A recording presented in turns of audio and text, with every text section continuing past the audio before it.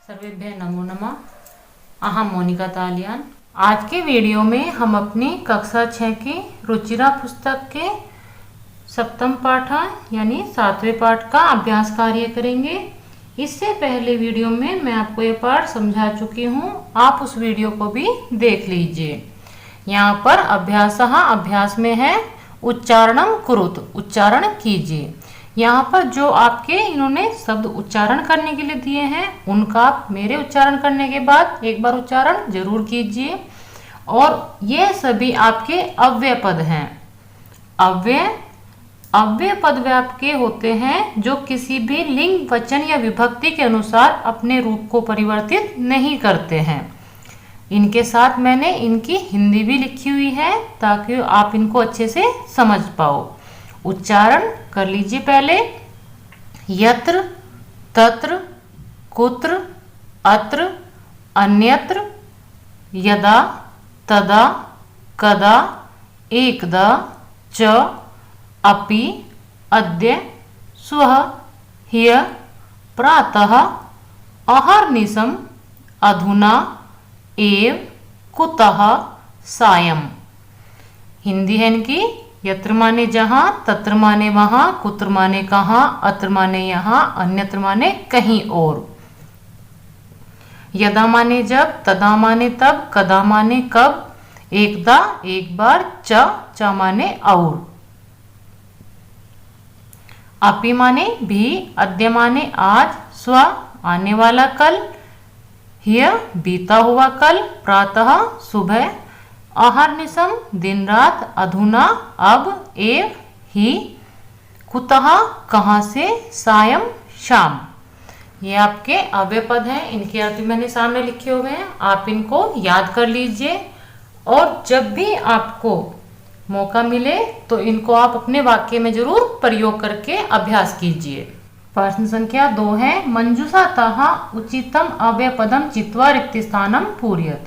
मंजूषा जो ये आपका हेल्प बॉक्स है, इसको मंजूषा कहते हैं कि इससे आपको उचित पद जो आपका अव्यय पद है उसको चुनकर आपको रिक्त स्थान पूर्ण करने हैं।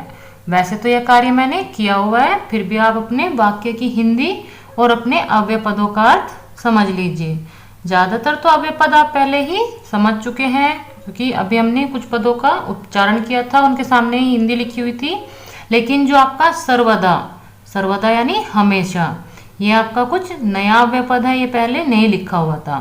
बाकी आपके अव्यय पद है, प्रातः भ्रमण स्वास्थ्याय भवति, सुबह के समय घूमना स्वास्थ्य के लिए होता है यानी स्वास्थ्य के लिए लाभदायक होता है।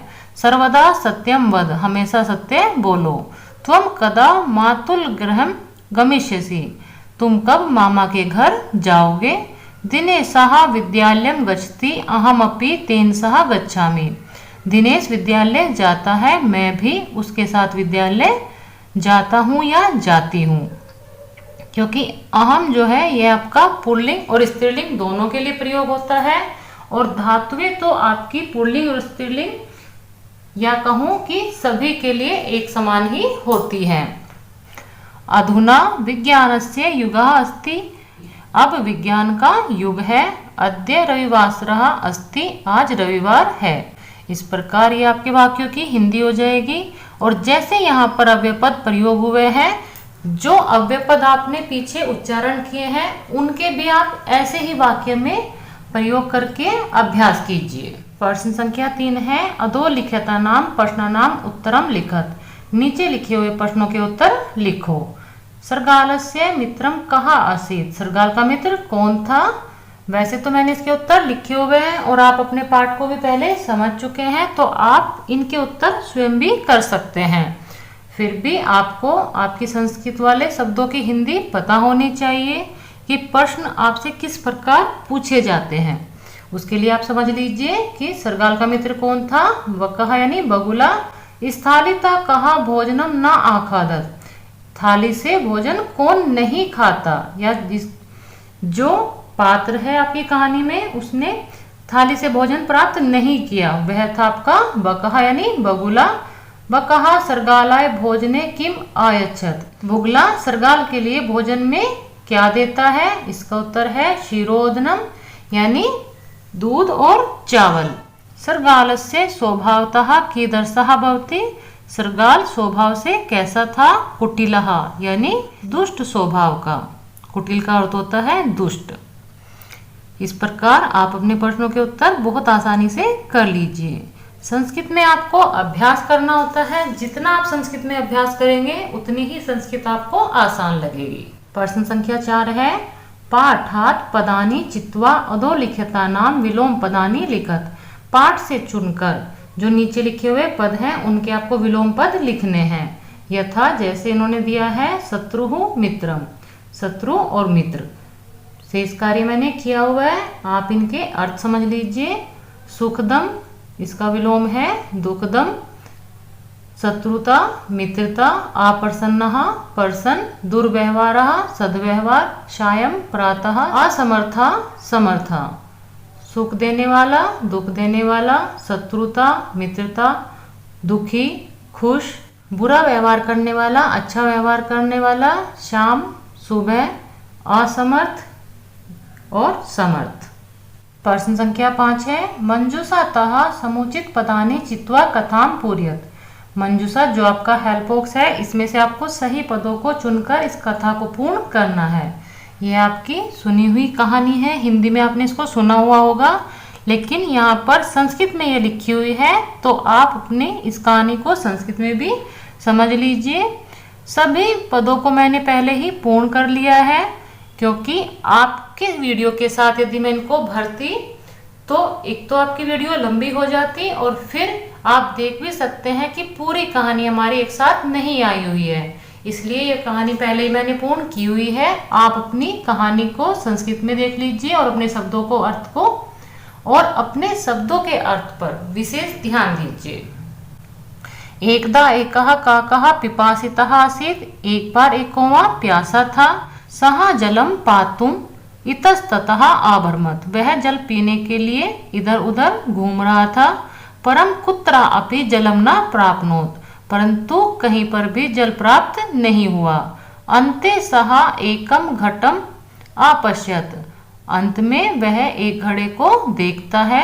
घटे स्व अल्पम जलम आसीत। घड़े में कुछ जल था। अतः सः जलम पातुम असमर्था अभवत। क्योंकि घड़े में कुछ ही जल था, इसलिए वह जल पीने में समर्थ नहीं हुआ। सः एकम उपायम अचिंत्यत। वह एक उपाय सोचता है। सः पाषाणस्य खंडानि घटे आक्षिपत।